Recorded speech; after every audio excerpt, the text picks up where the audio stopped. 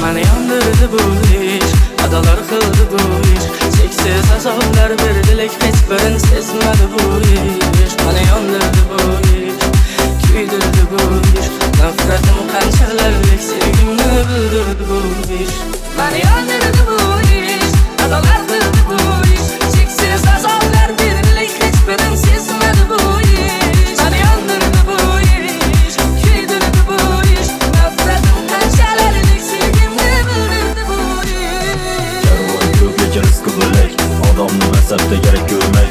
Eleştirmesen sen ağlayım ben altın kızım ahır yürümedin dey.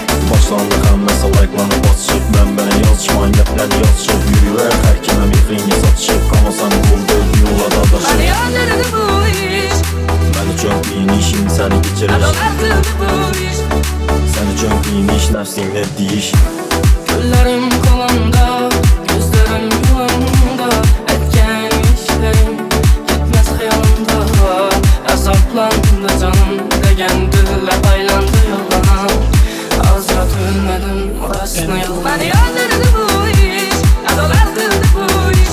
Çeksiz azaplar birlik, hiçbirin sezmedi bu iş. Beni yandırdı bu iş, küydürdü bu iş. Nefretim kançalarlık, sevgimni bildirdi bu iş. Şərtləmiz içmək, doğru yolu geçmək. Hakikatların mənim üçün ertək, sevgi sana ərmək. Uylanıb yürsək, şükərmək, inəkək, tək yürümək.